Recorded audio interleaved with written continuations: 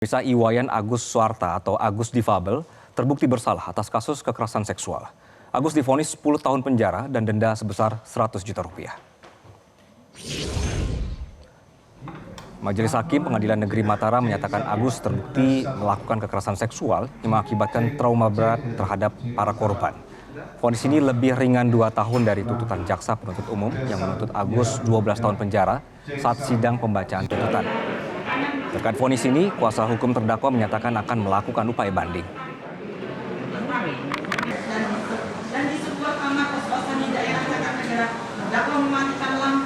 Kemudian dari putusan tadi, mungkin juga teman-teman sudah mendengar langsung di persidangan, tapi mungkin saya bacakan yang intinya menyatakan terdakwa Iwayan Agus Suarta atau Iwas terbukti melakukan tindak pidana pencabulan lebih dari 1 kali, lebih dari 1 orang, dengan hukuman primer, dan menjatuhkan pidana kepada terdakwa dengan pidana penjara selama 10 tahun dan denda 100 juta rupiah dengan ketentuan apabila tidak dibayar diganti dengan denda kurungan selama 3 bulan.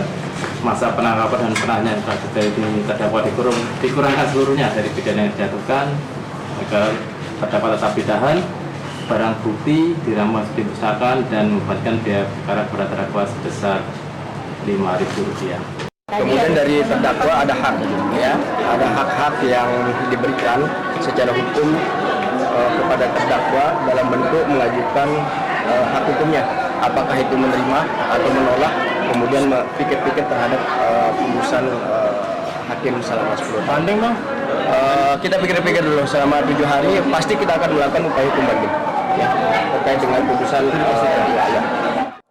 Polisi masih mendalami motif di balik pembacokan jaksa Kejari Deli Serdang. Polisi menyebut jaksa dan pelaku pembacokan saling mengenal. Ditreskrimum Polda Sumatera Utara menyatakan bahwa motif pembacokan terhadap jaksa Kejari Deli Serdang saat ini masih dalam proses pendalaman dan mengumpulkan bukti-bukti tambahan. Polisi telah menangkap 3 orang tersangka dalam kasus pembacokan yang berperan sebagai otak dan juga eksekutor. Dari keterangan Kabid Humas Polda Sumut, Kombes Pol Ferry Walintukan, diketahui bahwa otak pelaku dan jaksa saling mengenal.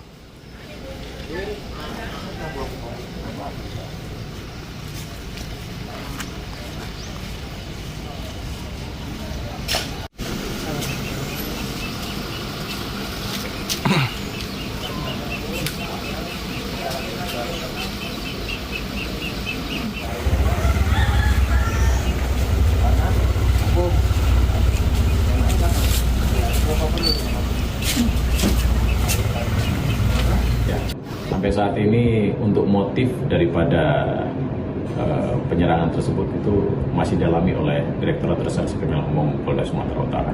Ya, untuk korban dan otak atau aktor intelektualnya sudah saling kenal. Jelajahi cara baru mendapatkan informasi. Download Metro TV Extend sekarang.